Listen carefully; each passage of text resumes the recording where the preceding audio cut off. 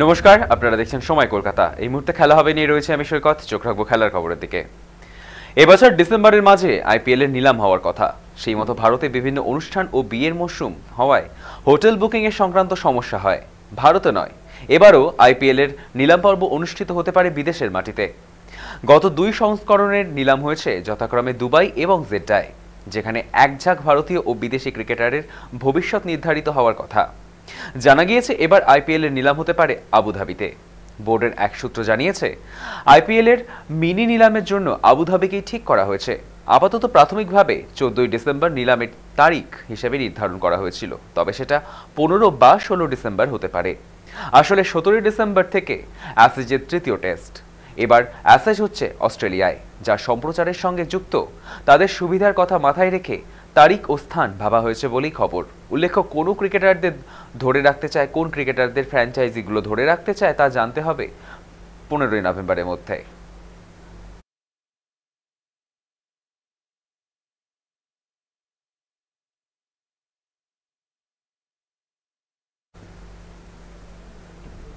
গত বছর বেঙ্গালুরুর ট্রফি জয়ের উৎসবে সামিল হতে গিয়ে প্রাণ হারিয়েছিলেন 11 জন। ক্রিকেটারদের দেখা এবং মাঠে ঢোকার হুড়োহুড়িতে মাটিতে পড়ে যান অনেকেই। স্টেডিয়ামে যত দর্শক ধরে তার অন্তত 10 গুণ লোক হাজির হয়েছিলেন।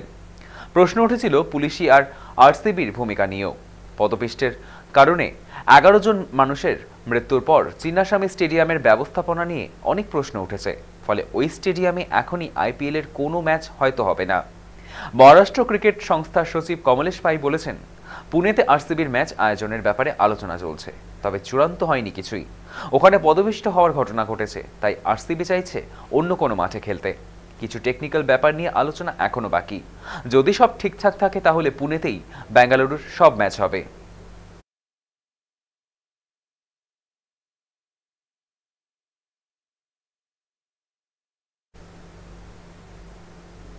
ফুটবল প্রেমীদের অন্যতম প্রিয় খেলোয়াড় ক্রিশ্চিয়ানো রোনাল্ডো। বছর 40-এর গণ্ডি পার করেছেন তিনি।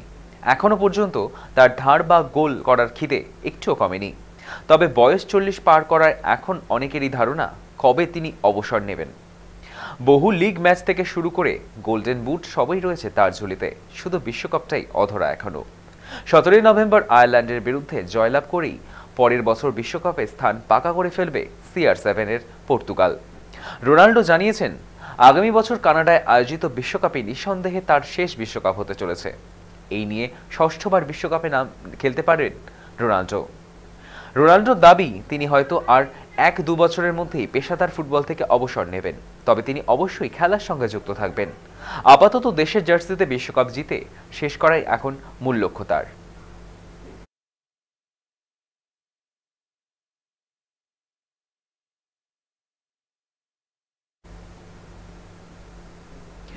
গোট কনসার্টে মেসির সামনে মোহনবাগান মেসি অল স্টার্সের মুখোমুখি হচ্ছে ডায়মন্ড হারবারের মেসি অল স্টার্স একাদশ।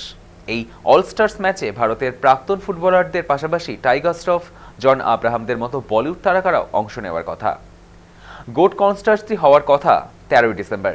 প্রথমে কথা ছিল মোহনবাগান বনাম ইস্ট বেঙ্গল ডার্বির, কিন্তু পরে ডায়মন্ড হারবার এফসির নাম উঠে আসে।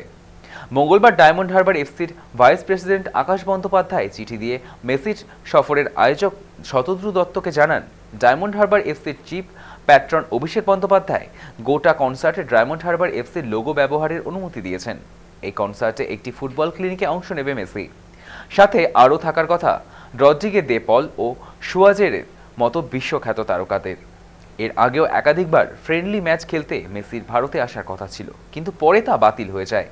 কিন্তু এবার মেসি কলকাতায় আসছেন তা কনফার্ম, তাই তাকে একবার দেখার জন্য আকুল হয়ে বসে রয়েছেন তার ভক্তরা।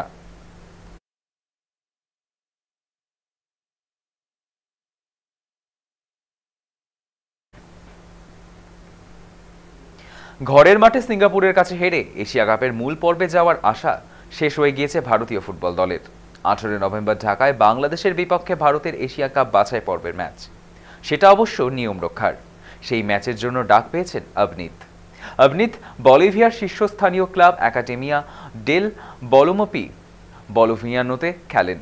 এর আগে তিনি আর্জেন্টিনার সোল ডি মায়াতেও খেলেছিলেন, কিন্তু এখনই ভারতের খেলা হয়ে খেলছেন না আবনিতে, কারণ জাতীয় দলে খেলার জন্য তার বর্তমান ক্লাব তাকে ছাড়ছে না। মূলত যাতায়াতের সমস্যার জন্যই এই সিদ্ধান্ত নেওয়া হয়েছে বলে জানা গিয়েছে। ফলে অবনীতকে ভারতীয় দলের জার্সি পরার জন্য আগামী বছরের মার্চ পর্যন্ত অপেক্ষা করতে হবে। চেক ন্যাশনাল ফুটবল লিগের ক্লাব এফকে ডার্নভার্স্ট থেকে লোনে অবনীতকে কিনে নিয়েছিল বলিভিয়ার ক্লাব। 27 বছর বয়সী এই ফুটবলার খেলেন সেন্টার ব্যাক পজিশনে। 2019 থেকে 2020 মরশুমে আইএসএল-এ কেরালা ব্লাস্টার হয়ে খেলেছিলেন, যদিও কেরিয়ারের বেশিরভাগ সময়টা দেশের বাইরেই খেলতে হয়েছে তাকে।